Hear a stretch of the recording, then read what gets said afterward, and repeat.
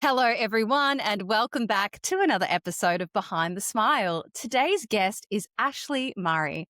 Ash is the eating disorder lead and a therapist at the Wave Clinic, recently completing her master practitioner certification in eating disorders with the National Centre for Eating Disorders UK. Ash's path into this field is deeply personal. She spent 16 years battling daily drinking as a way to cope with the shame and secrecy of developing an eating disorder at the age of 14. Now, with 8 years of sustained recovery, she brings both clinical expertise and lived experience into her work, offering a rare combination of professional skill, empathy, and authentic understanding. Within the WAVES programs, Ash leads the integration of food as medicine interventions, supports young people navigating eating disorder recovery, and draws on her own journey to sensitively guide those managing co-occurring substance use challenges.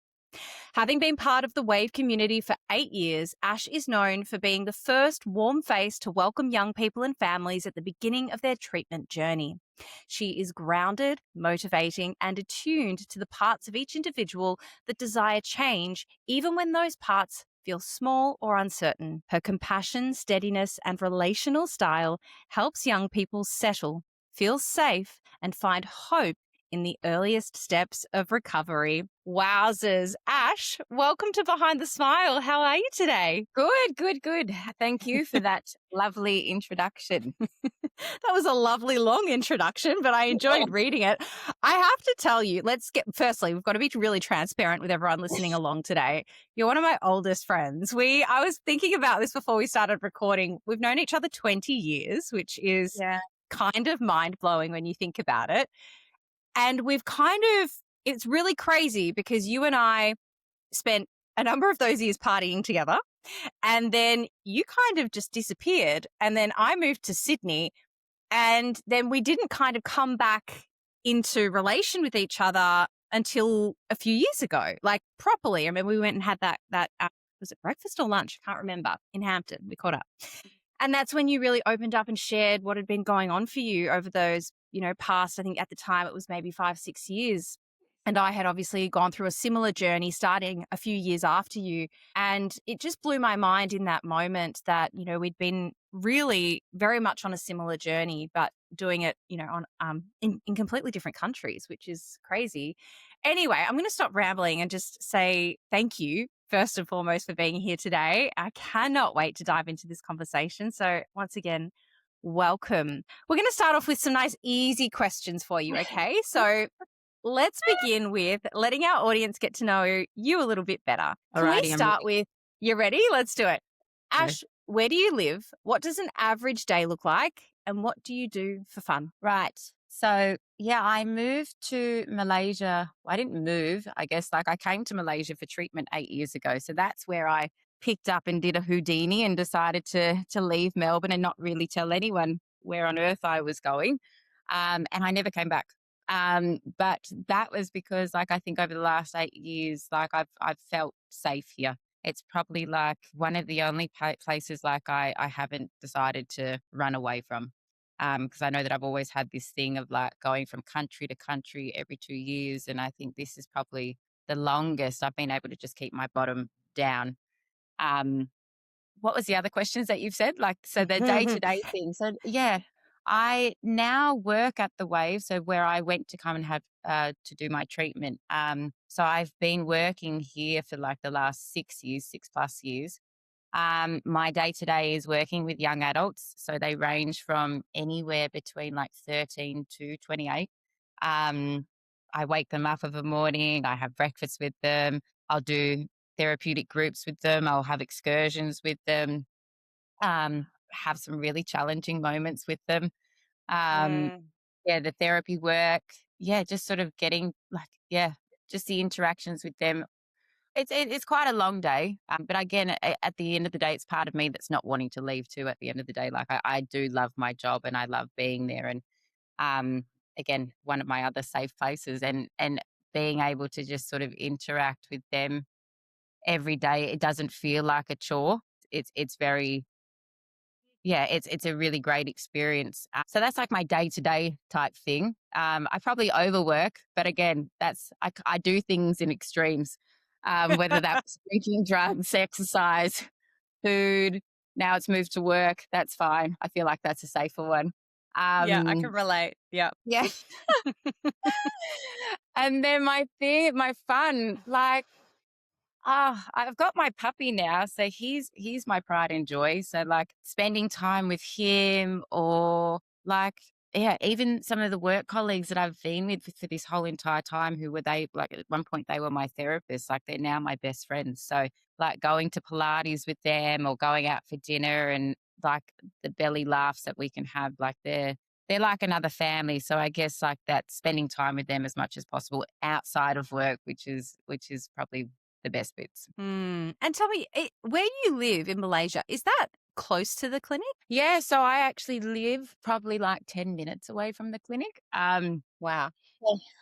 Yeah, we're in a place called Selangor, which is like a little state of it's a big state. Like it's not like, when you think of Australia and we've got all these like we've got Victoria and Sydney and like, but you have to catch a plane to them.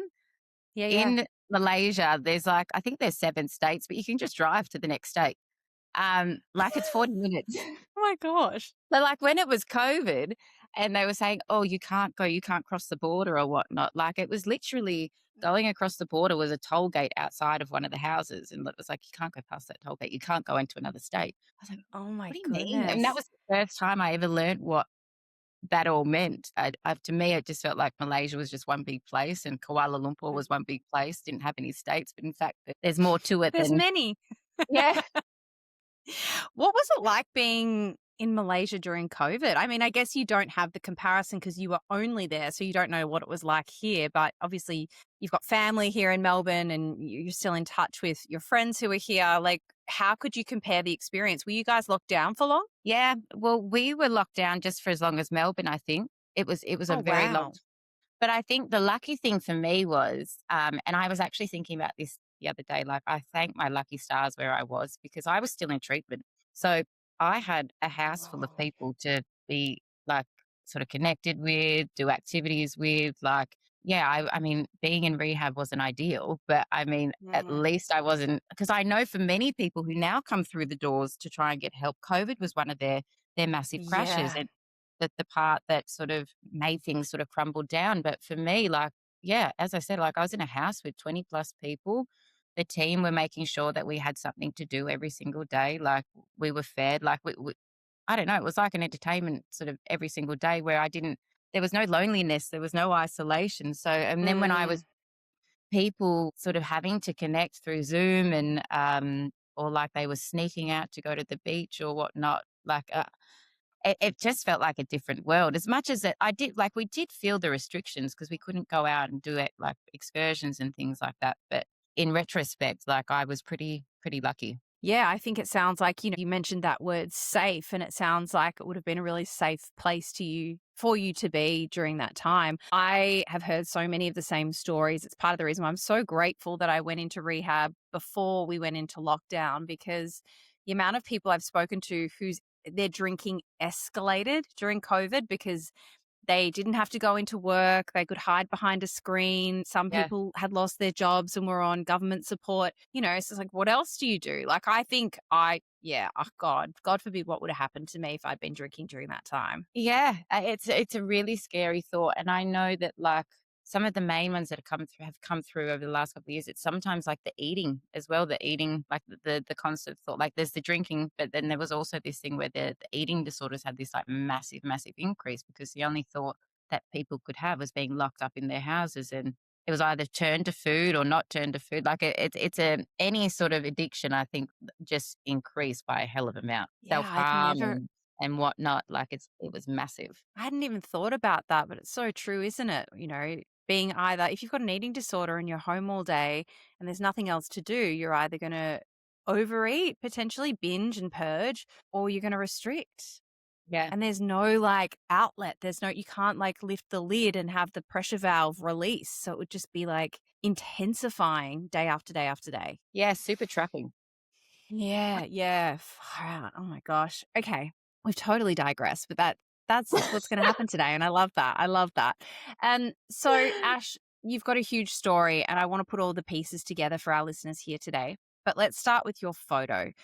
I've asked you to bring in a photo today from a time in your life where you were hiding behind a smile. So you were presenting one version of yourself externally, but internally you were really struggling. For those who are perhaps listening and not watching the video right now, I'm going to pull the photo up on the screen.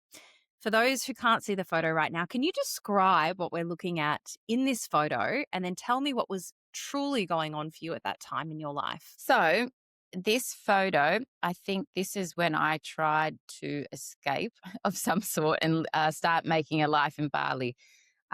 This was not long after I got fired from super yachts, which was probably one of the most biggest disappointments well, at that time. There was, yeah, just so much shame, guilt. I was petrified of judgment. I got fired from doing drugs and my urine test came back positive.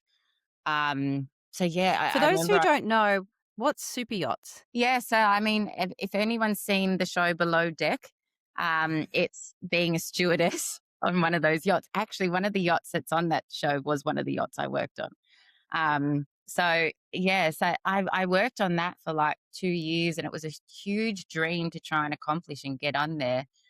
Um, but I know that that was probably one of my biggest demises as well. Like, and yeah, it was tough. That experience, like I experienced one of my colleagues die, which was really, really tragic. So that was a really big, massive sort of traumatic event. I think I would in there, which just Can increased the drinking. Yeah, can you share with us what happened? yeah. So like, this was on my first yacht, and it was a really successful yacht. Um, and actually, it actually started off pretty rough. One of the first days I got hired, and we went to, I think it was Antigua, and we were getting prepared for a boat show. So myself and some of the team went out this night, and we went drinking, and we all knew that we had this massive yacht show the next day to prepare for. But myself and this other boy stayed out longer. Um, and I completely blacked out. Like, I can't remember any of the night. Um, and I got woken up the next morning by the head stewardess saying, "You need to get up. This isn't a holiday." And I woke up and I went to the bathroom, and my face was out to here. Like, I had smashed my face somewhere throughout the night. And my eye was black, and I had grazes everywhere, like, but my face was fully tripled in size, and I had to go out there and I had to face everyone. I said, "I'm not sure what's happened. I've had an accident last night." So then I had to go to, like, to check if I'd cracked my skull or if I'd cracked anything in my face. But that was a really, like, that, I think that tells about where the journey sort of goes to from there, of like just the drinking and the partying and the blackouts. And anyway, so this young boy, that he was a little bit older than me, we were quite close. And I know that he did develop some feelings for me, but I wasn't attracted to him like that. But as the time went on, like, the partying just increased. My blackouts just increased. And I think by the end of it, no one actually really enjoyed hanging out with me because I was just a bit of a liability. Um, but the yacht itself and the work and things, like, we worked really well together. We got some really great tips. The families that we worked for were really lovely. And there was this one night, it was the end of one of our charters, and one of the families, we were in Harbour Island in the Bahamas, and they shouted us this really lovely dinner, like, as they departed. And this boy, who I went out with on that first night, the close connection one, he was actually deciding to, he quit. Um, and he was planning on going to go live with his dad in Costa Rica. He planned this massive surf trip. Yeah, organizing the next phase of what he wanted to do. So there was some of us that started to get out ready for dinner, and then the boys went off, and yeah, they were just like having their own little party together to send him off. And then we came back from dinner, and something happened. Something happened with the guys, and um, it turned out that the guy fell off the back of a buggy. So in the Bahamas, like they were all sort of, you drive golf carts and whatnot. And the boys were drinking. I don't know if they were doing anything else, but he fell off and he was concussed pretty badly. Later that night, we went to the hospital because he was sort of going in and out of concussion. And then I remember he came back like early in the morning. The hospital there discharged him. And then in the next morning, I think, I don't know, it might have been like 9 o'clock in the morning. Like we were in the deck area or where this, like the team sort of live and sleep and whatnot. And I remember him walking to the medical area or like the laundry or where you could get Panadol and things like that. And then he walked back. And then literally like, I want to say it was like not even 15 minutes, his brother yelled out saying, Ash, I need your help. And then I walked into his bedroom and he just like, there was no life there. Oh He my God. just went completely. It's like his arms all shriveled up. Like it felt like the eyes were sort of rolled back, and like we were trying to say anything to just try and wake him up. Like his brother was saying, "Ryan, wake up. Ash will sleep with you if you just wake up." Uh, and I was just holding his hand, and then um, and we couldn't move him. So then the only way we could get him up from like where the Laz area where we were, like we had to carry him through a sheep. And then he lost all bodily function from there. And then we had to carry him from like with paddle boards in the back of the ute because we were in the Bahamas that didn't have that sort of great medical facilities. And then he got medevaced. But that was the last time I saw him awake. So they tried to have like brain surgery and things like that, but they had to turn the life support off. So from there, Gosh. it was pretty impactful. Um, Yeah. and I know that that was a part of my journey with some of the things that like when I was sharing this in therapy. And I think there was also a part of me there because my drinking was super, super bad.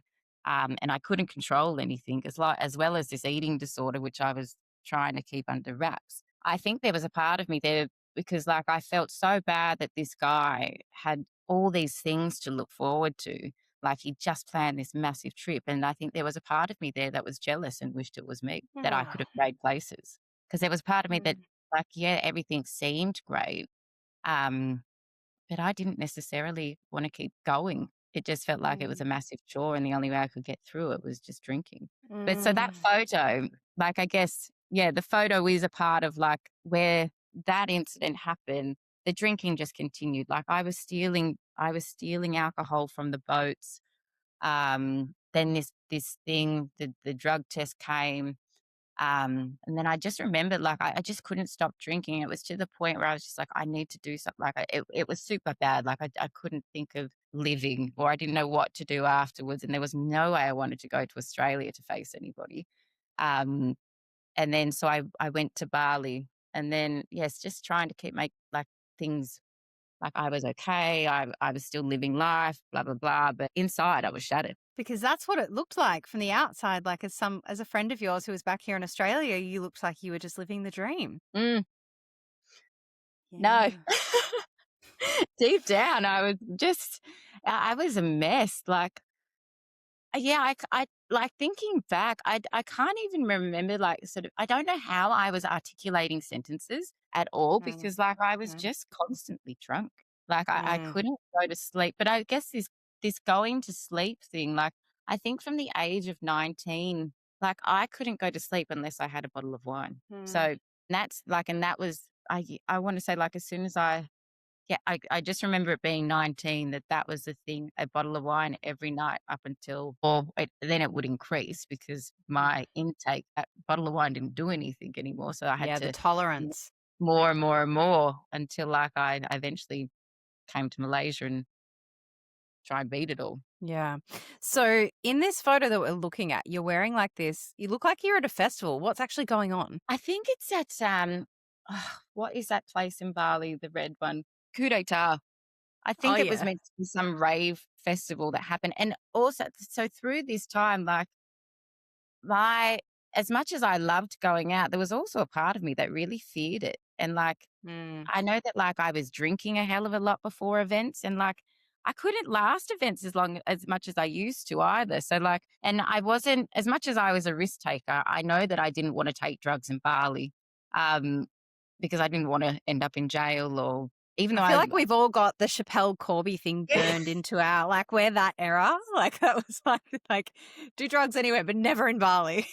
I mean, I've already got this massive shame about having this really horrible drug test coming back. The last thing I want to do now is add like going to jail and mum and dad on the Yeah. news or whatnot. That Yeah. was I knew I wanted to like give up, but not that far. Uh, so yeah, like my tolerance of going out, like I would be out for probably a total of maybe an hour, and then I couldn't wait to get home and be away from people. Mm. So it was like this really, yeah, it was a really tricky phase to be in. As much as I loved the drinking and socializing, I think I was starting to enjoy it more hidden and just drink by myself and be my own company in this. And if I was going to stay up late, I'm going to do it on my terms at home, by myself. And I know I'm not going to make a fool of anybody because I'm by myself. I remember the exact same process going through my mind. And, I'd go out and I'd be social, I'd go for dinner, but a lot of the time I was barely eating dinner because I didn't really get that hungry when I was drinking. I was more interested in, getting on the Coke. But I would look forward to getting home because that's when I could drink without consequence. I wasn't worried about what I was going to say. I wasn't worried about someone seeing me fall over. Like it was just like I was free. That's what it felt Yeah. like, when I was out socializing, like I was chained to it in a way.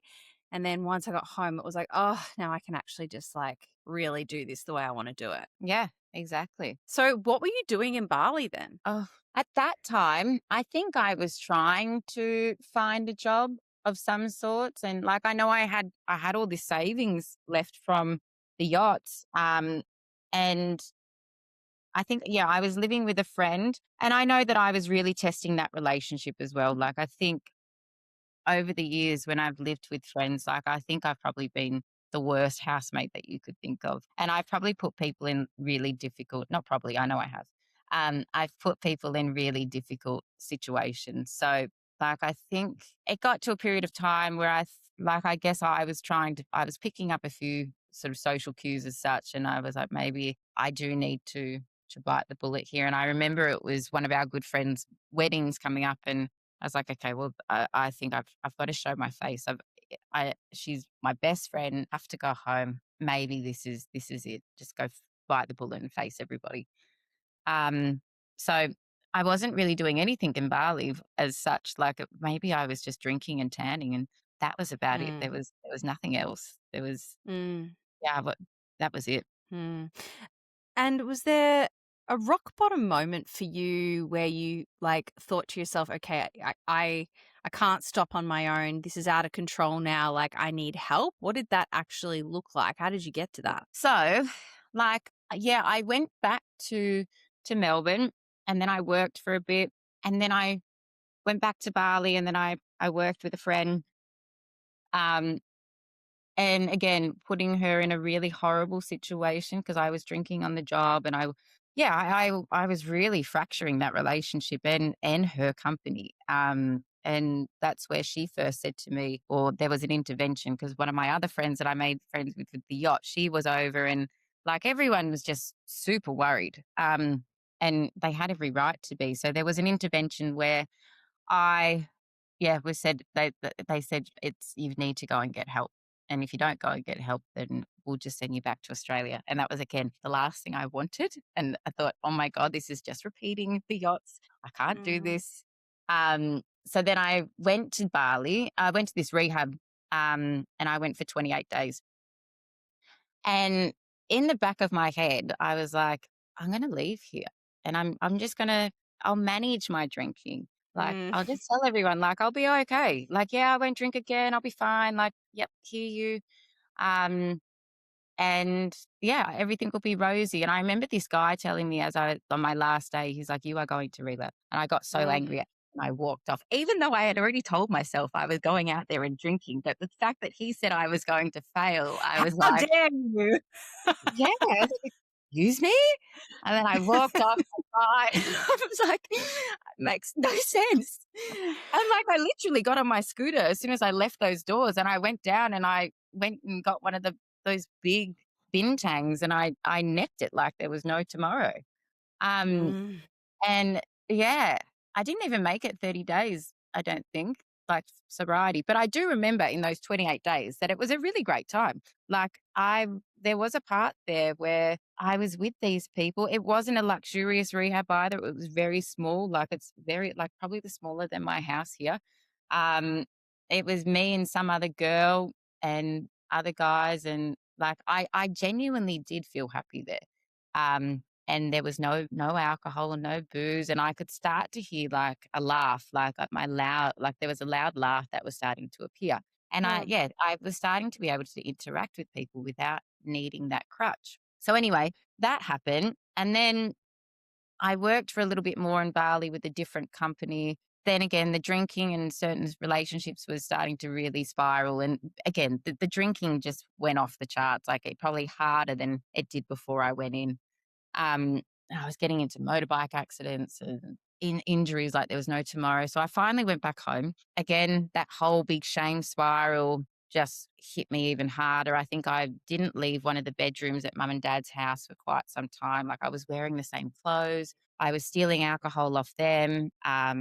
Like it got to the point where my mum was sleeping downstairs so that she could stop me from stealing anything. But then Mm. I would go into this like Mission Impossible style type thing and rolling on the floor and crawling so that she couldn't hear me if I opened up a lock. And I got away with it a few times, but Mm. like I was stealing bottles of Grange, which are like, and like just chugging them like they were water. Mm. But that was dad's like collection of things. And I feel bloody horrible for it now, but I was in sheer desperation. And the whole Mm. liquor cabinet, like I just destroyed it. Mm. Um, and then there was just there was this one night, it was just getting super out of hand. And then there was this one night, one morning I woke up and I went outside to go have a cigarette. And I noticed that when I woke up, my hair was really, really wet. I was like, why is my hair so wet?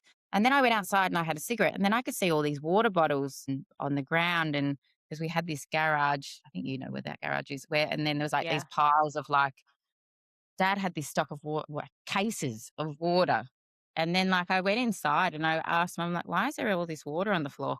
And she just looked at me. She's like, don't you remember what happened? I was like, no. And then, and she was super like cranky that I could tell, like it was tense. And then, yeah, I have no recollection of what happened until I got to rehab when mum took me. And then I think it was the following night. I'll get back to what happened, but like so the following night, like I again wanted to go crawl on the floor, find something to drink.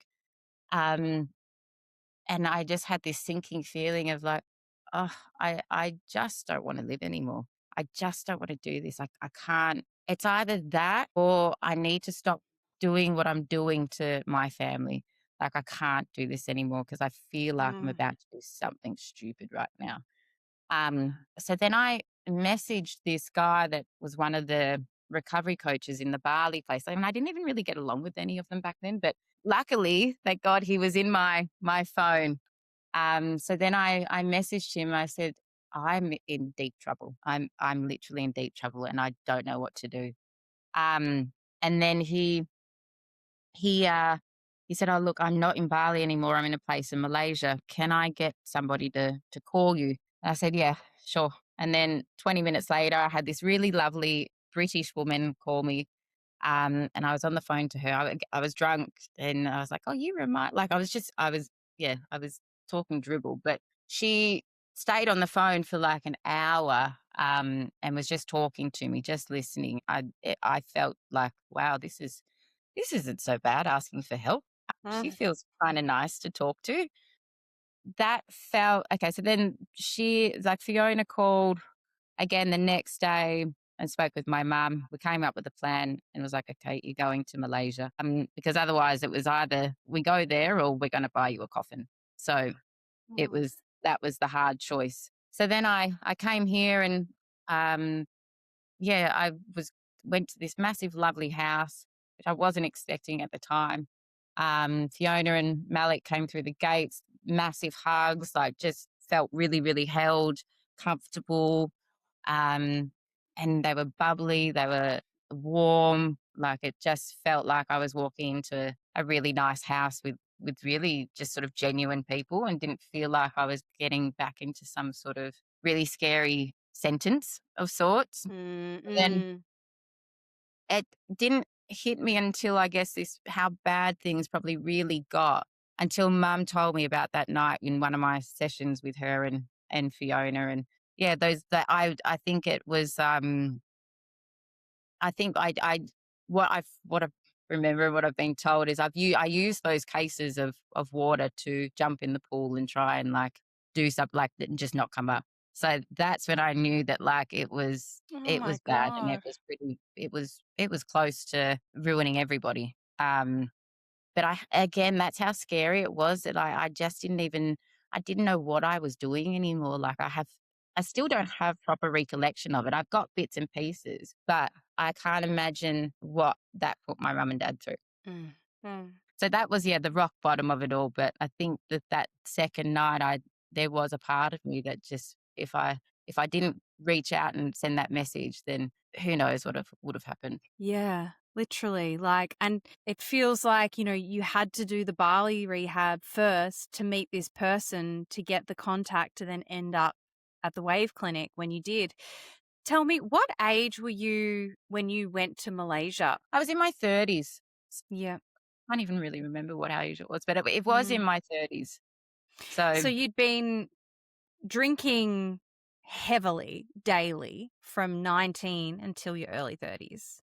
So over 10 years. yeah, I mean, I Mm. first started probably binge drinking at like 15. So that Mm. was like and when we drank on the weekends or took drugs also on the weekends, like I didn't know what the stop button was until Mm. like, yeah, unless it was a bit easier to remember at 15, but like when it got to like a little bit older, there was no stopping. Just Mm. I'll have it until it ends and then I'll have it Mm. until I pass out.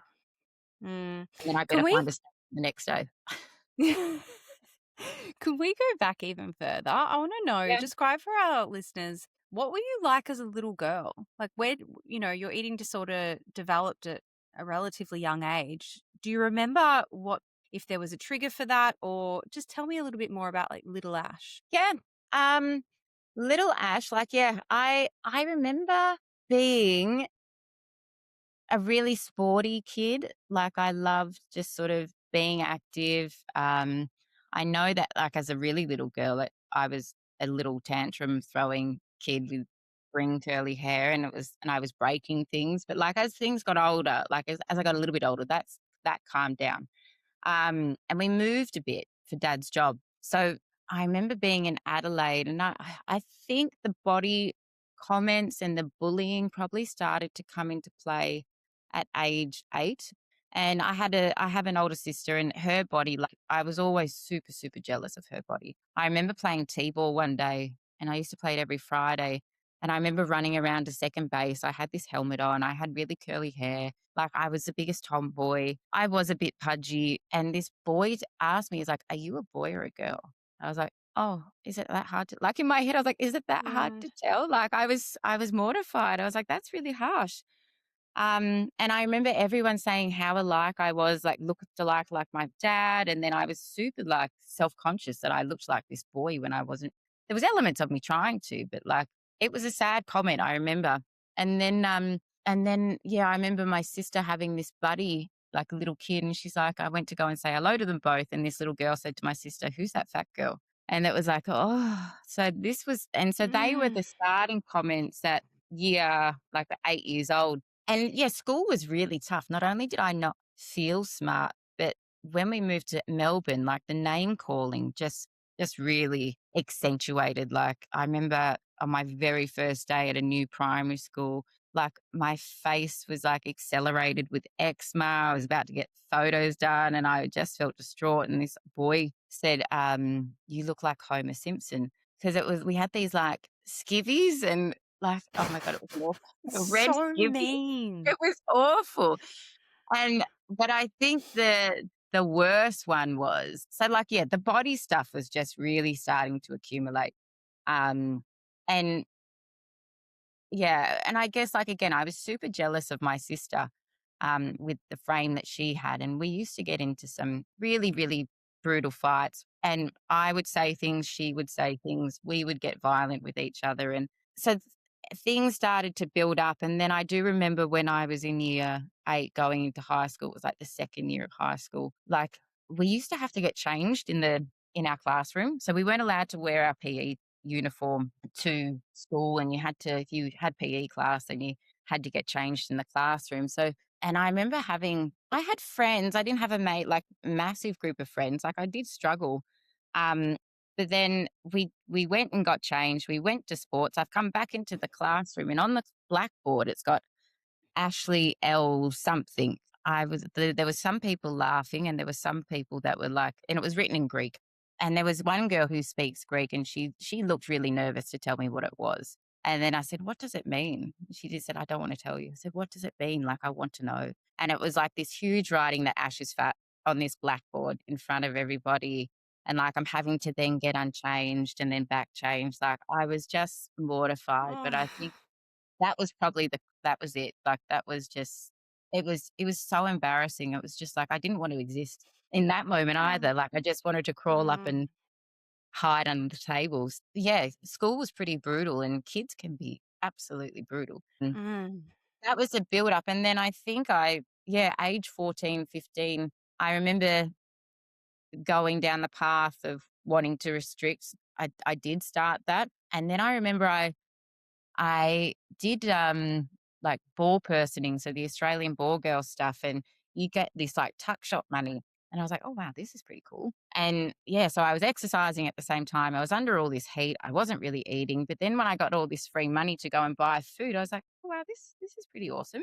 So then I just started to buy all these chocolates and ice creams and stuff because like I was restricting, but I was starving from all this exercise, and I needed to get some fuel somewhere, otherwise I was going to faint. So then I was starting to learn how to purge. But I guess somewhere along the lines there, it was actually a therapist who kind of helped me learn how to do that technique with like she was telling me I hated going to therapy. So it was a real struggle for mum and dad to get me there. And I remember one of these therapists telling me, and my mum and dad, because the purging started to get out of control. She was like, so Ash, like before you go into meals, just have a really, really big glass of water. Have lots of liquid before you eat. And I was like, oh, okay. And then she also said to my mum and dad, like, if you see her go to the bathroom, don't stop her. And that comment was the end for everyone. So I was like, and I weaponized that to the maximum, saying, you can't stop me. You've been told don't stop me. And then this extra liquid intake, well, that was just like that became my new weapon as well. So yeah, Can I ask, now that you're a therapist specializing in this space, do you understand why she would have said that? it wasn't until, like, I sort of like, did work here because like and understanding things around water loading and extra liquid intake, I actually don't think she really knew what she was saying or doing now. And it's really tricky when I think because I think, yeah, with, I guess, therapy as a whole, like, it is I think people feel that sometimes that they can cover everything, but if you don't know all the facts and Mm. really understand what you're saying to someone carefully, it can actually be turned into something totally different. Yeah. I mean, I do understand what she was saying because I think like to that in a small degree, and maybe like I decided to again take it to extremes as I usually do. Like I get like having a couple of glasses of water, like it might slow down me feeling full, or I mean, yeah, like so helping with the fullness cues. But in fact, it was, if anything, it was kind of giving me mixed messages also of like, am Mm. I full or is it just liquid full? So, Mm. because And why yeah. couldn't your parents, like, if they knew you were going to the bathroom to purge, like, why? What was the direction? Do you understand that direction around don't follow her? Well, what she was trying to implement to them was like, don't give her any more shame and guilt around Mm. what she's doing. Um, but again, like I remember being in this age now, like as much as it it was very silly advice, but I mean, I know I was in a really tricky spot and there was no stopping me. Like even if they were like yeah, there was so much power, control. I'm sure they were really scared of me at the same time. Just with like if I wasn't going to get my own way, I would blow up. Just much like I Mm. used to be a kid. And I guess they didn't want to Mm. that all over again. Yeah, it's almost like just trying to keep the peace, trying to keep things calm within the home. For And somebody who, and yeah, hope it just blow over, maybe. it'll pass, she'll grow out of it.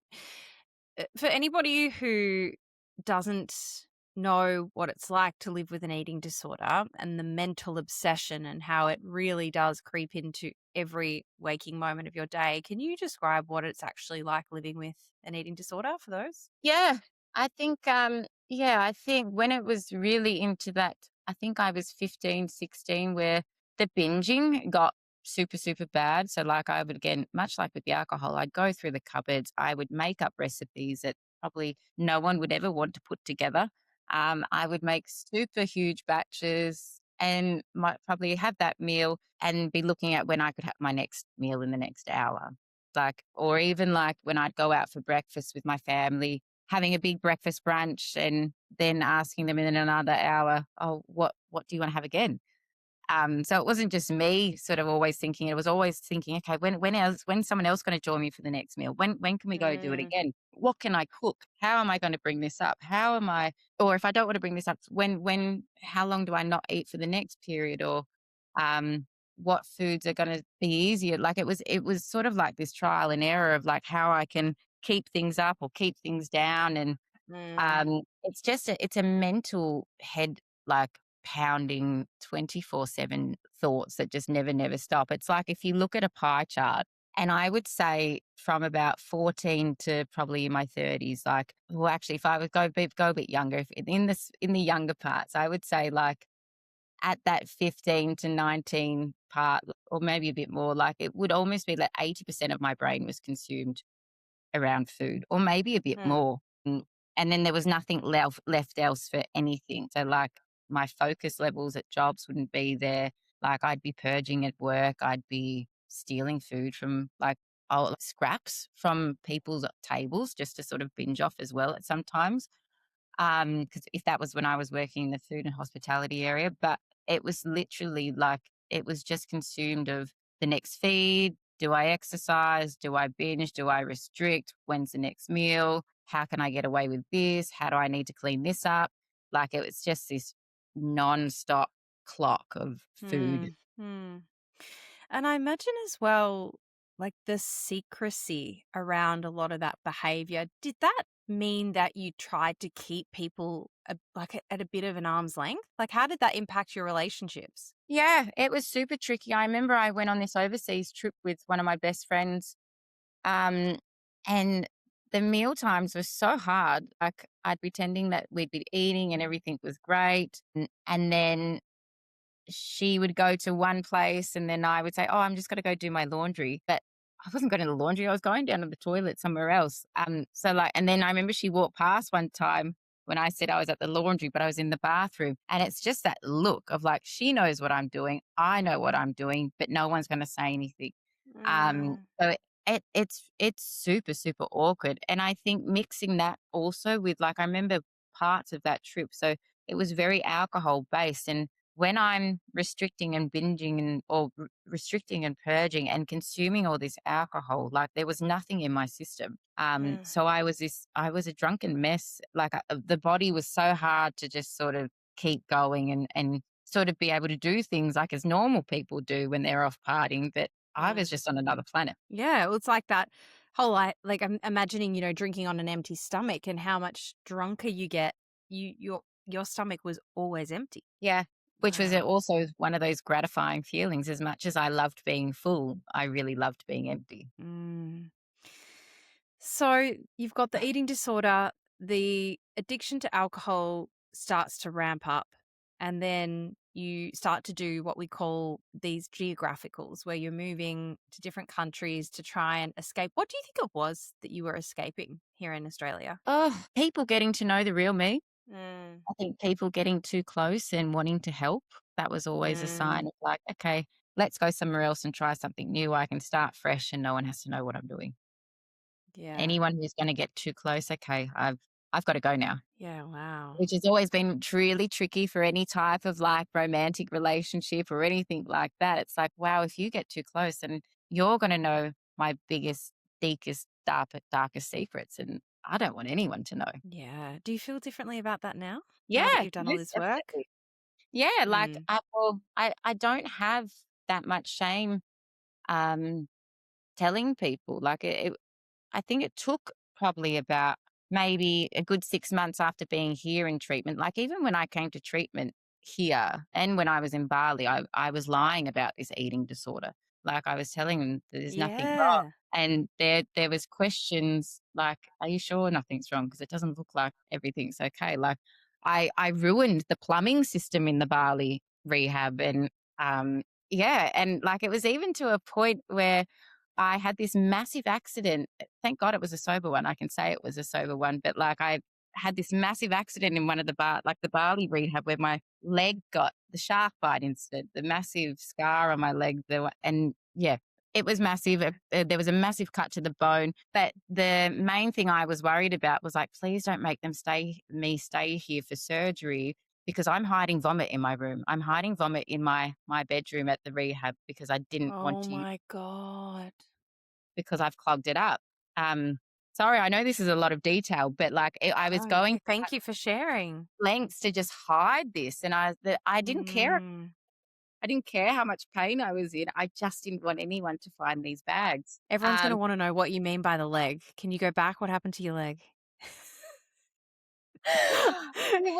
Yeah, so like, actually, yeah. So when I was in Bali, this rehab, we went to a beach excursion, and it was like the tide was really difficult to judge whether to just jump straight in or jump out or what's going to happen here.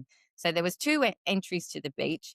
Um, there was one with the sand, and I was like, okay, that looks easy. And then there was the red and yellow flags that were like parked on top of all these rocks, and I was like, oh, okay. So I couldn't get in from the beach entry. So then I was like, well, I better use the red and yellow flags. That they've got to be there for a reason. So I went over to the red and yellow flags, and then it was the same thing. The water was going out, it was going massive. And I was like, this just feels like it's a recipe for disaster. I'm giving up. I'm hot. I'm done. I'll go meet everyone else up for lunch. So as I turned to go and have lunch, this massive wave came and it just hit me. And I was on the rocks. And the first thing I did was like just cover my head. And then it tumbled. And then yeah, the wave stopped. I came to, and then I've looked at my leg, and then there's this massive wedge that's been cut up, and it's basically cut down to the bone. And it was Oh, pretty tricky because, like, I was in rehab, and I wasn't allowed any painkillers. But when I got sent to the hospital, that was the last thing on my mind because I was too worried about this secret of me hiding these wow. vomit bags in my bedroom. Yeah. I mean, it just really details the lengths that we go to keep these behaviors that we have so much shame around a secret. Yeah, Yeah. I and I remember think doing the same with hiding bottles. yeah, bottles as well. Like, and I was doing this hiding vomit thing from such a 50, like it was a couple of times throughout my life. I hated doing it, but it was Mm. out of sheer desperation. My gosh.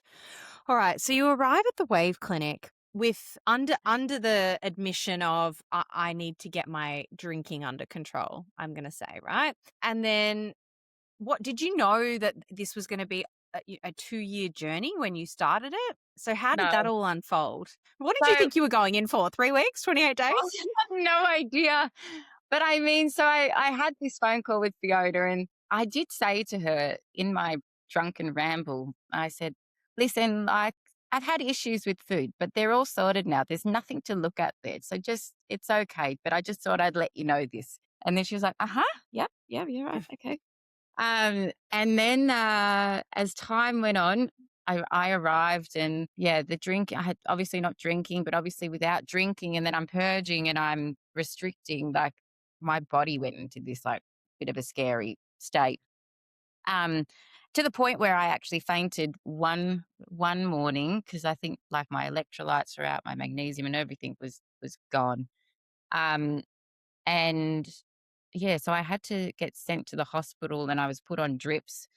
But again, I really, I'd never really experienced it that bad before. Not even like when I was a kid. Like the massive. I know I had blackouts and things like that due to the malnutrition part of it. But I think this was probably the worst I've had. And I remember coming back from the hospital, trying to pretend that everything was okay, and Fiona said, listen, like, I think your body's trying to tell you something here. And she was super gentle because she didn't want to push me saying something I didn't feel comfortable with at that point in time. Because I think their main concern was treating the alcohol before we got into the heavier stuff. Because she knew that this eating disorder was the massive one. Um, and she's had like they were having communication with my mum and dad as well. So mum and dad were pretty truthful with them of where I currently was at with this eating disorder. And she said, like, your body's trying to tell you something and it's going into quite a critical state. And if it gets any worse, then we might have to look at tube feeding. I'd never heard of this before. Oh I'd my never heard of tube gosh. feeding, but she was like, all your bloods are everywhere and you just need to be mindful of what's going on. I was like, "Oh, okay." But again, I never knew what this was, so I was like, "Oh, that sounds interesting." But I didn't want it.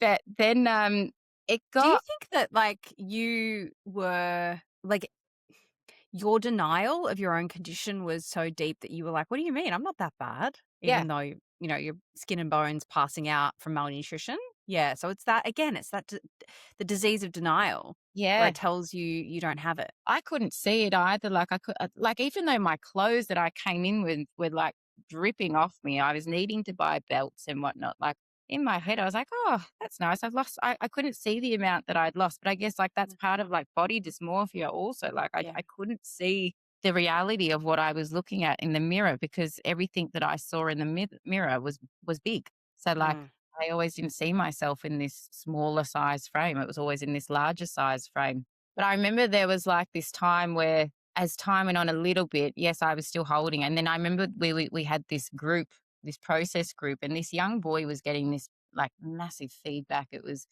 pretty brutal. It was pretty direct. And I just and I was sharing bits, but it was to the point where like I froze a bit because I went into my own thoughts and I was like, if anyone decides to do any intervention with me about this eating disorder in a group, I will die. Like, I will literally die. I don't want I can't do this. I can't have someone else come to me and talk about it. Like, I have to do something with this. Wow.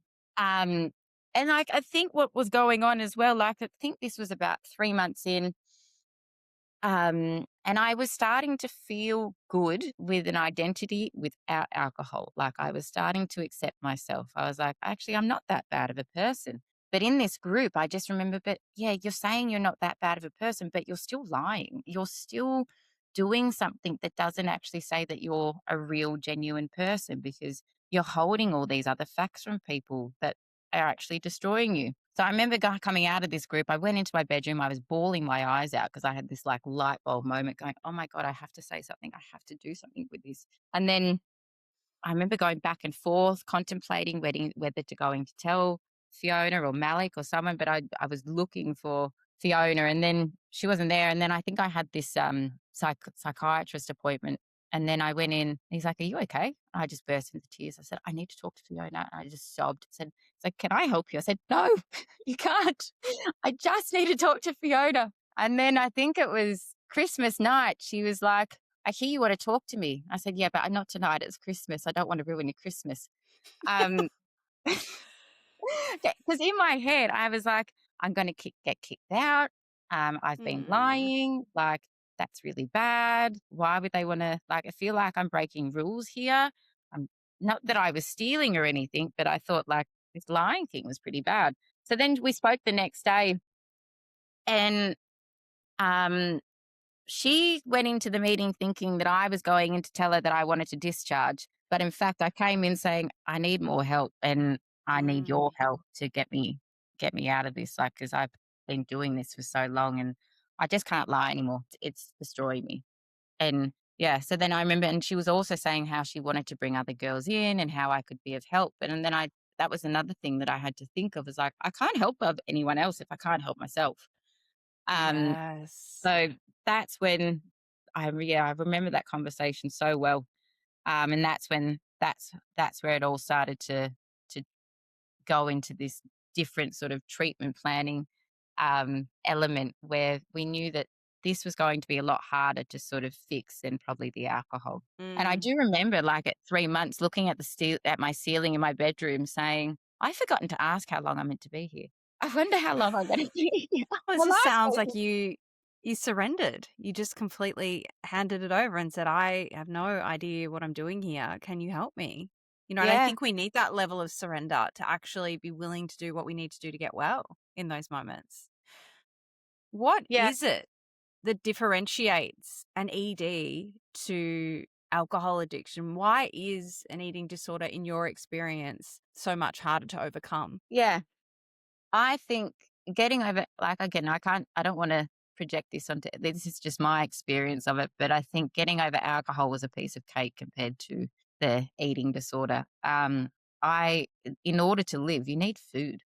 Mm, I guess when I was getting over, like, yeah, when I came over the alcohol side of things, like, there was a part of me that was really wanting to live. So, and in order to do that, I had to learn how to eat again without purging or without restricting or without over exercising. And it was like having to sort of train. Like, I remember writing a journal entry once going, I feel like I have to go back into a toddler and like try and figure out actually what foods I like versus what I don't like versus what is like my quota. So, like, training myself how to eat again. And it wasn't, and that really wasn't a piece of cake because my my dislike list started to go higher because, like, I guess the journey took so long because this eating disorder kept on going through it morphed into different things. So yes, there was a purging, but then it went straight into like this restriction cycle again because I was too fearful that if I put something in I was going to purge. And mm, then if I ate, then I had to run 5 kilometers each day, or I had to go to the gym for an hour. So it had to, like, mm, there was just, it turned a bit messy until, and there was an element there where I had to, like, I tried to control it, even though I was telling them the truth about things. Like, again, I didn't want to go on meal plans. I didn't want to go on supported dining or anything like that. I still wanted to have an element of control until, like, that element of control, like, I was really nasty. I was really horrible. I was being really rude to team members here and I was yelling at them. So even though I was working on it, it was still very much alive until they came in and I had an intervention. Oh my god, it was like 4 or 5 hour intervention where the ones that wow. I yeah, it was long because I remember yelling at my therapist at the time on one of the steps saying, "Why are you deciding to give me meat? I said I was turning vegetarian." Blah, blah, blah. That was just not acceptable. And then the 4 people that had been with me the whole entire journey, like, that was, and I guess it was hard because it was the 4 people that I cared about the most and I cared about their opinion the most. And they were saying, like, if you don't change or if you don't let us step in and fully take over now, then your option is that you go home. Mm, I was like, shoot, well, I don't really want to go home. But I really mm, don't want to do it your way either. mm, So then, and then when I was starting to realize that, okay, this is it. I actually have to do it their way. And if I do it their way, this is actually goodbye. So, and I remember they all slowly left the room and there was one of the main therapists I was working at the time, like, it was just her and I in the room and it clicked. And then I just let out this massive scream. Like, I think you probably would have heard it to a different country, but I knew that that was it. This was gonna be game over. And it was, and I think if I didn't have let them step in and do what they needed to do, I probably wouldn't be here talking to you. So, mm, and it was hard. It was hard letting over the control because I think the control factor is the hardest part. And it is different from alcohol because, like, the alcohol thing is more of a choice of whether you have it or not, or have copious amounts or not. But with the food, like, again, like, it's food is the medicine. Food, in order for me to stay alive, I have to do it a certain way. I have to, maybe without it's just not, I'm not going to exist. mm, mm. Do you think that that scream was, I mean, will you tell me, what do you think it was, like, deep down underneath? It felt like death. It felt Mm, like this Ed, I think, as I used to call it, Ed was about to be killed. Um, yeah, like and this part of you that had protected you and kept you safe, and wow, so it's like a part of you was dying. yeah, well, I knew that, like, okay, so if if all my meals are going to be served a certain way, if all and I'm there's no control of me restricting or purging or whatnot, like how is this going to stay alive? Like it's not now. Like I think I'm handing over everything to everyone else. So this is dead. This is game over. This is going to be the hardest part of my life. Mm, mm.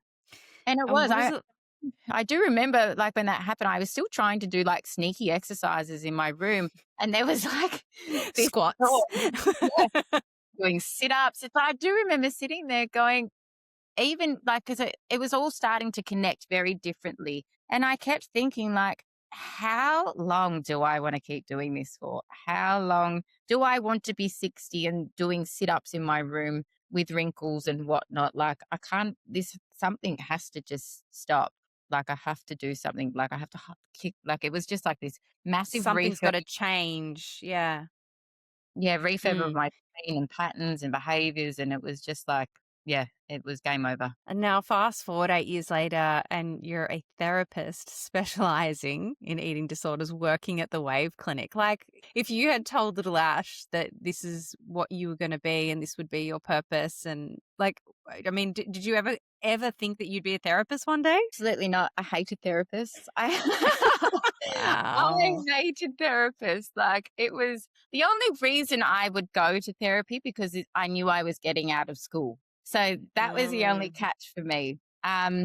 But I guess, like, it wasn't until I came here and then I made and I think because they did it a certain way here where, like, and I think the main thing that it, like, sort of helps me in this job is like that building that trust. And like, I know with all the other therapists that I had when I was younger, there was none of that ever there. Like, mm, going into sessions when I was a kid, like, I would find any way not to do it. Like, the anxiety pre-session was just huge. Where when it was here, like, it just, yeah, I don't know, there was just so much comfort with the people that I was with this time, that and that there was fun, there was laughter, there was warmth. It didn't feel like I was going into a dungeon to share all my deepest, darkest secrets. Like, it just felt like it was a possibility to do some of this stuff with the things that I've trapped inside for so long. mm. And there's something so powerful, isn't there, about going through therapy as you are now for other people with lived experience. Mm. Somebody who can actually say, I know exactly what you're going through. You know, I've been there, I've overcome this. Yeah, it really does help. Um, I mean, there are times where sometimes I might share that and it might get snapped back at my face. But I Mm, do also know that when that happens, they're very much at the start of their journey, and then it's actually really nice when you can see the transition of, like, okay, they've been here for maybe a couple of weeks or a couple of months. Yes, that's really a really fasty period, and then something switches, and then you can see the change, like, happen, with the way that they interact with people, the way they share things, the way that they communicate. Like, it feels like you've just had a different person sort of it's transform. like, And it's yeah, such a gratifying moment to sort of be, oh, okay, I think I've helped somewhere there. I was going to say, it's like the icy wall begins to melt, and they, again, I imagine it's like they feel safe enough to allow you to start to see the real version of them, because that Mm, aggression and that anger is all a front. It's all a defense, right? mm, So to be able to just stop fighting and, like we said, surrender to the process. Like, I mean, it takes time. It really does. yeah. Um, And it is nice, like, especially with the eating stuff. I think, like, when you can see someone really struggling at the table and battling that voice and the demons, like, in that meal, like, I'm glad, like, yeah, there's a part of me that, like, wants to go and sit with them and, like, talk back to that voice, or just have one small bite with them each time, just knowing that, like, there's someone there who knows what they're going through, has mm, experience. But if we can do it together, I do promise you that, like, it will get better. It is going to take time, but, like, just as being able to support someone in that really, ugh, really tricky time, like, it is very gratifying in some way. So yeah. we were chatting before we started recording. You were saying how, the wave and the people there have really become, like, your second family, and Fiona's, somewhat of a mentor to you. How important is it to have those ongoing connections and relationships along a recovery journey. Most definitely. I think, yeah, I think as the years have gone on, I think, and this would probably be a good suggestion, I guess, for anybody that's sort of going through recovery. I think the thing that you really have to be open to is that even when you think that everything's fixed and everything's okay, like even when people are like, yeah, building those, you can have your own inner self awareness signs when you believe things are going tricky, but also being super open to the people that probably know you best and wanting to come in and saying, hey, I can notice something that looks pretty like it's heading down a spiral there. This is what I'm Mm, noticing. And like I think for me, like it was a couple of years ago where that happened. And I just had to say, okay, well, she knows me pretty well. I'm gonna go with what she's saying. And I know, and I think at that time, like, yeah, subconsciously, I guess some food stuff was happening and I wasn't probably having enough during the day. Because like when that happens, my overthinking goes, my irritability goes, no one can sort of reach me or like feel like they can come to mm, me mm. conversation. So I think like sometimes as much as we feel like we know ourselves best, like having that receptivity to the ones that really do love and care for you and probably know you the most, it's being open to constantly receive and hear that feedback, and doing something about it because not Mm. everything's always going to be perfect. And as well, that an eating disorder actually starts in the mind, doesn't it? It's the thought that precedes the action, which is actually the same with alcohol addiction.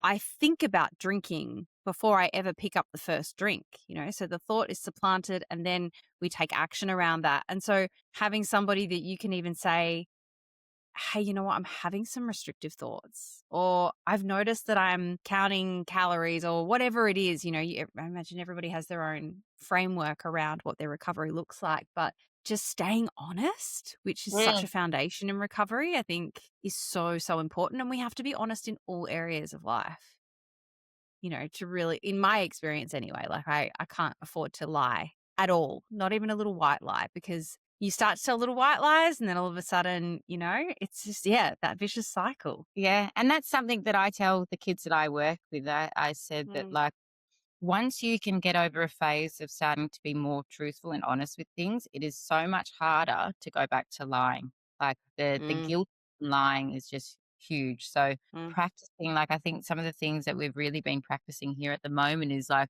accountability, honesty, integrity. So all those things really link together. And if you decide to sort of skew with from one of them, then all three are gone.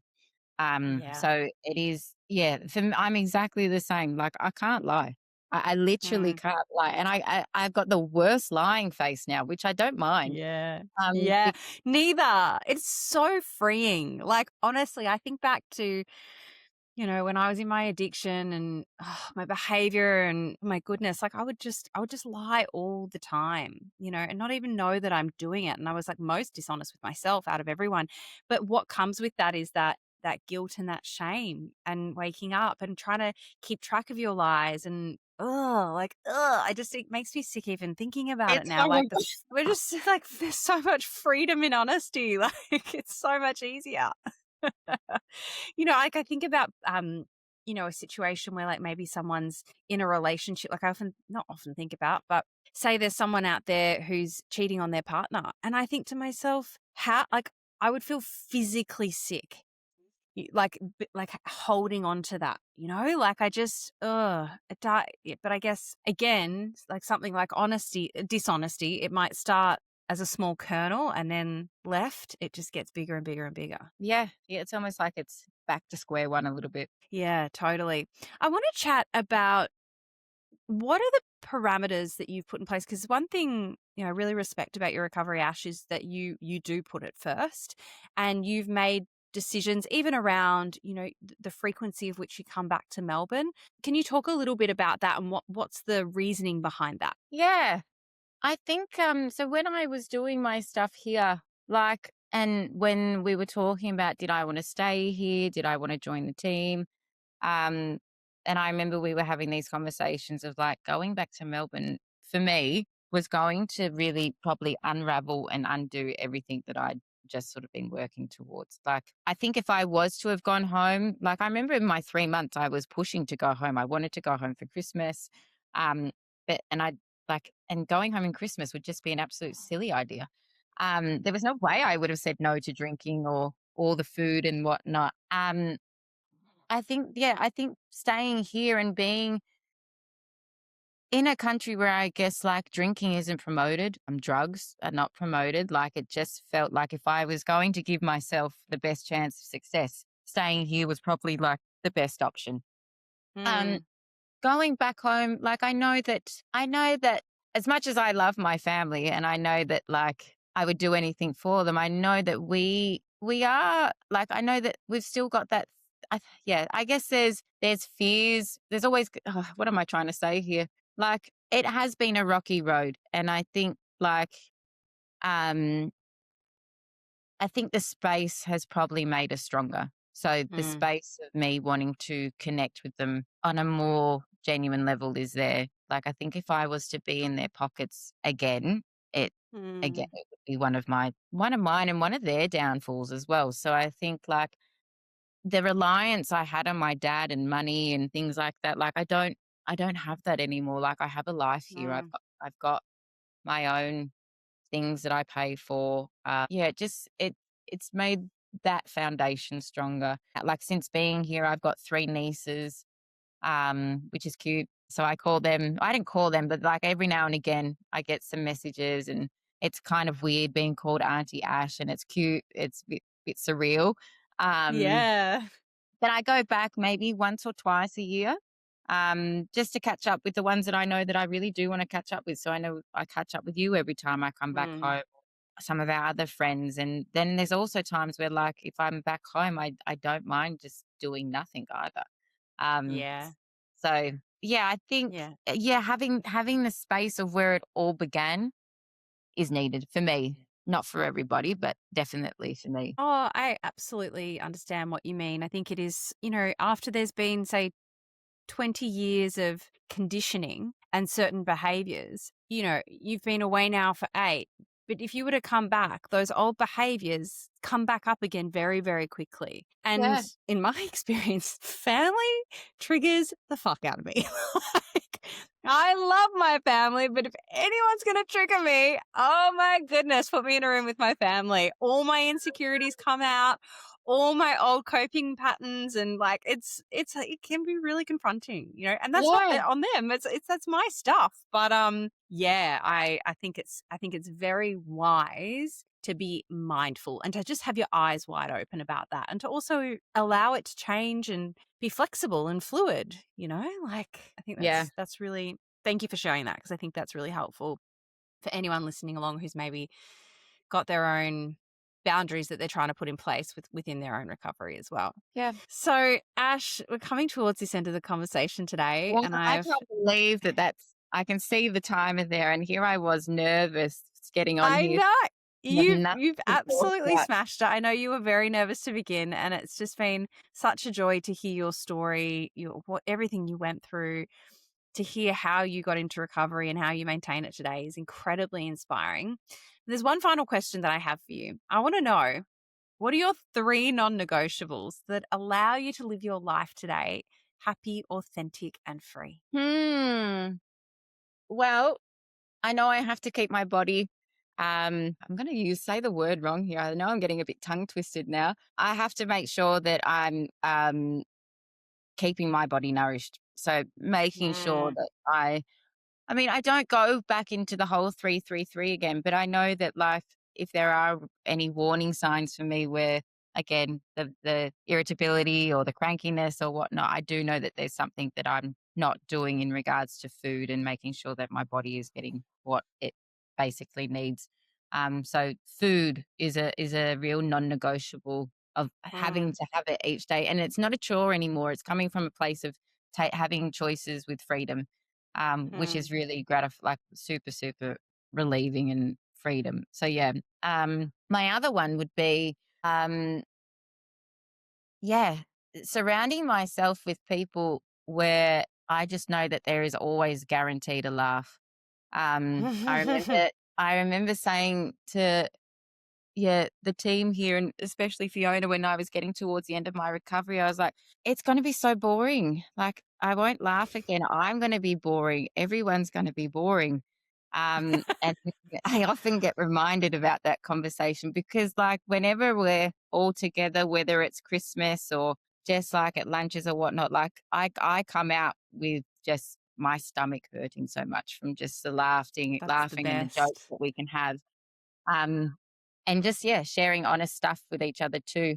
My other one, what was it? What's the question again? My non-negotiables. 3 non-negotiables that allow you to live your life today happy, authentic, and free. Oh, knowing that I have a little fur kid, Gus, and he is my Yeah. world. And knowing that I can take care of him and myself, and I would do anything for this dog. I will drop anything for it. Mm, So, like, mm. yeah, providing safety for him and me, and love for him and me.